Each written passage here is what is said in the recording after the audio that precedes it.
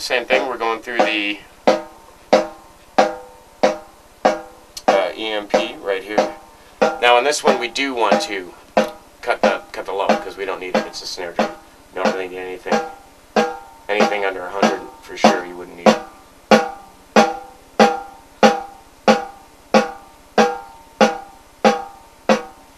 Okay, and I like to compress the snare too. I personally like the DBX. I got this from an old studio I worked at, and I just got used to the sound of DBX, and I really like them. And actually now, particularly this unit is really starting to get like real collectible. They're even UAD, which I use a lot, made an emulation of it, so the prices are going up on that, which is good. And I just like the sound of my auto work on this. Easy for me. So. But I got some other compressors too. We'll walk through some of those. All right, so let's get that snare until we see it popping into the red. Here, let me actually EQ it first. This we can roll off.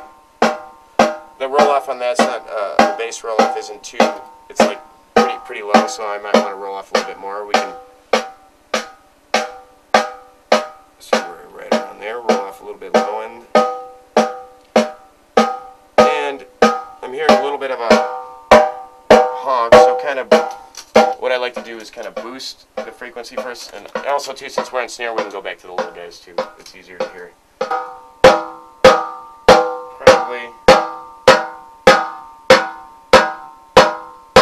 right about there. I don't like that.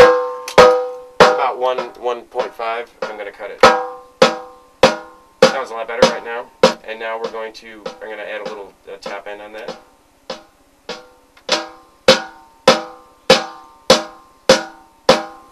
Just kind of, I'm boosting the frequency, and then I'm just kind of filtering back and forth and scrolling back and forth and listening to what I want to hear.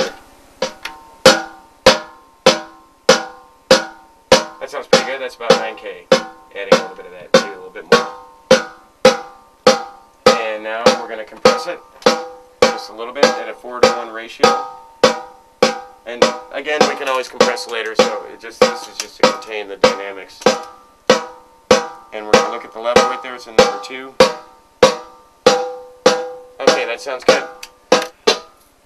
Okay, this is the snare bottom mic. Basically, I shot it. I don't think I showed you, but I just aimed it at the snares. That's what I'm trying to pick up. Got it through this BlueTube right here. Can add a little bit of the tube too if you want to. This again, I can cut 80 and under for sure. There's nothing there that I want. And the snare bottom. We're going to go back over here, and we're going to cut some more of this. Of the low end, because we don't need it. I want to emphasize the snare sounds. So I'm hearing some that I like right around there. It's about 5.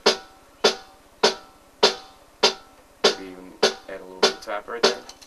That sounds pretty good to me. And I'm not compressing that. I don't really need to as much.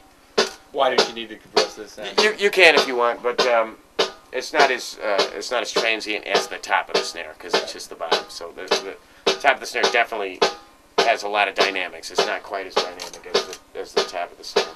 And also, I'm just focusing on the snare sound, so I'm rolling off a ton of frequencies that would cause a larger dynamic range.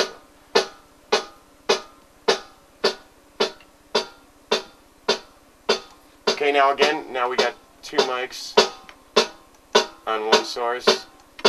Let's listen to them both. I zeroed them out both. Make sure you can definitely want it. You can even be in mono to hear the phase, because we're going to try to hear the phase again. Here's 2 mics. Let's turn it up a little bit. I'm going to push the phase button in, and you can hear the low end kind of come back in. Here's without it. Sometimes it's very hard to hear, but that's not with the phase button. Here's with the phase button. Sounds a little bit more. It's a little more tighter, a little more focused with that. So on those 2 things, for sure, you can definitely the snare top and the snare bottom. You can flip the phase on that, and then the sub kick in front of a mic in the kick drum, and then the front of kick mic. Probably gonna be safe to flip the phase on those. But, you know, always listen. Just kind of experiment a little bit. Sounds a little tighter to me, so I'll use that.